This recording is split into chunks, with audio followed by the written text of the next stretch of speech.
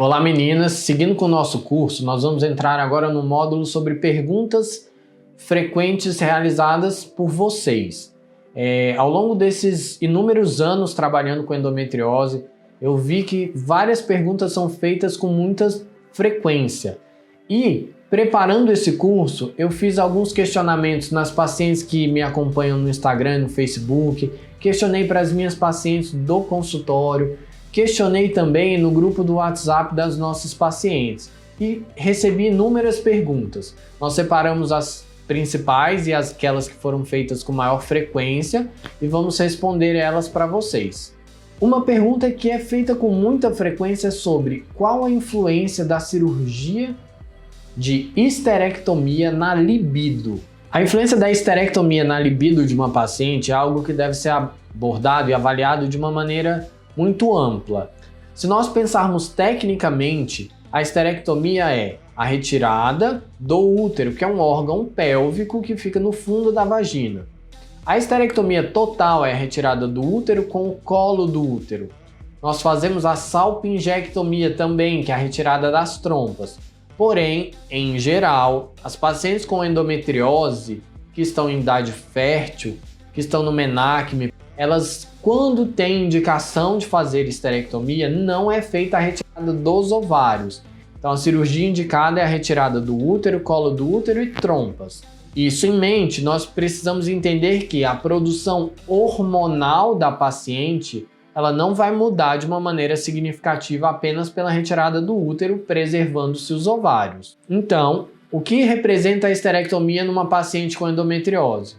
Representa a retirada de um órgão que não vai mudar de uma maneira significativa a anatomia da vagina, pois o colo do útero ele está no fundo da vagina. Na histerectomia é feita a retirada do colo do útero e uma sutura no fundo da vagina.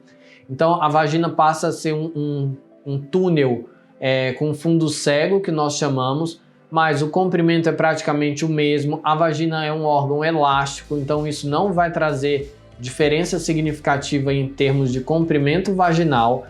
Os principais pontos de sensibilidade na vagina não vão se alterar pela histerectomia. O principal ponto de prazer, também o clitóris, não vai ser influenciado pela histerectomia diretamente.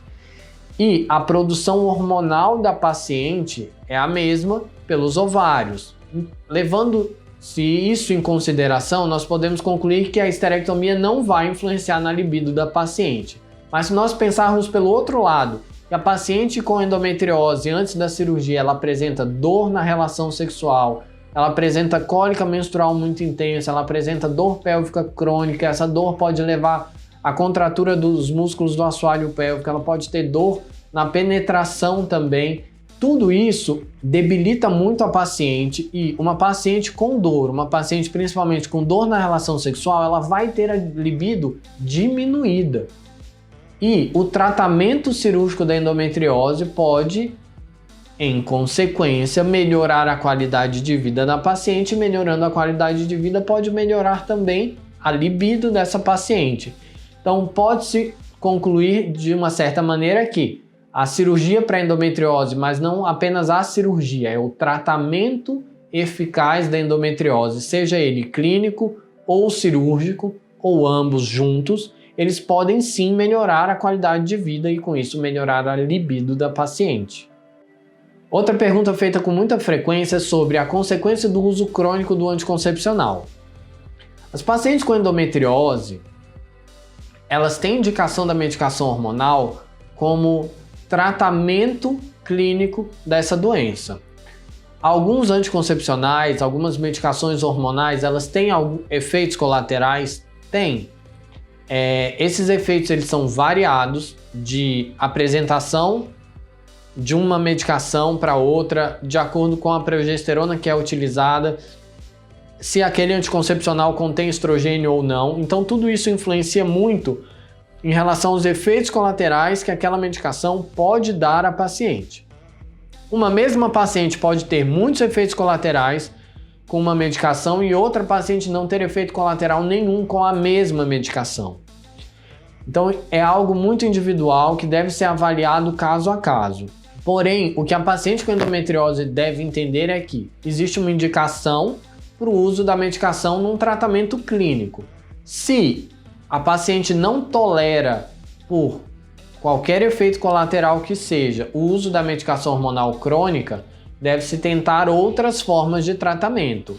Mas é importante tentar usar essa medicação porque ela é o ponto número 1 do tratamento clínico. Se a paciente concluir que não tolera o uso dessa medicação e não conseguir trocar por outras, persistir sentindo os mesmos efeitos colaterais, ela deve seguir uma linha de tratamento clínico com os outros pontos que eu falei, como fisioterapia, alimentação, atividade física, acompanhamento de saúde mental e, se for o caso, tratamento cirúrgico também. Algumas pacientes também conseguem uma melhora clínica muito boa apenas com o uso da medicação hormonal. Por isso, ela não deve ser descartada. E algumas pacientes, mesmo fazendo todos os outros pontos e a cirurgia, ainda vão necessitar do uso da medicação hormonal. A importância da medicação hormonal é muito grande, mas questionam-se risco de trombose. É um ponto principal que é sempre falado. A trombose ela está associada ao uso do estrogênio. O estrogênio está em algumas apresentações de anticoncepcionais. As apresentações mais comumente usadas no tratamento de endometriose são aquelas com progesterona isolada. O mais comum é o Genogest. O Genogest é só uma progesterona que não vai ter o risco do estrogênio para um evento trombólico. Então, pensando em trombose, o uso da progesterona isolada como o Genogest não aumenta muito esse risco, então vale a pena usar a progesterona para o tratamento se o único receio é o risco de trombose.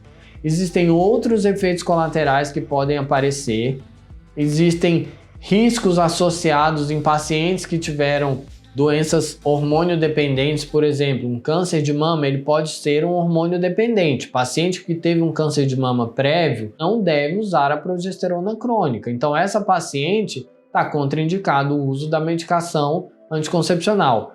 São exceções, são casos geralmente mais raros, com patologias que proíbem o uso da medicação hormonal. E nesses casos, o tratamento não deve incluir a medicação hormonal. Nas pacientes que não toleram, é como eu expliquei para vocês. Deve-se tentar então as outras formas de tratamento. Mas se nós lermos a bula do Genogest, a bula dos anticoncepcionais, não há contraindicação ao uso prolongado dessas medicações. E o prolongado eu coloco anos, como 5, 10, até mais, não tem contraindicação para esse uso. Uma das principais formas de tratamento hormonal com progesterona isolada é o DIU de levonorgestrel. O DIU de levonorgestrel pode ser usado em geral por 5 anos e inúmeras pacientes retiram o DIU e colocam um outro sem pausa alguma e não há contraindicação para o uso dessa maneira, tá? Lembrem que o anticoncepcional para paciente com endometriose é um remédio para um tratamento de uma patologia complexa, assim como é importante o uso das medicações antihipertensivas para quem tem hipertensão, do hormônio da tireoide para quem tem hipotireoidismo e da insulina para quem tem diabetes.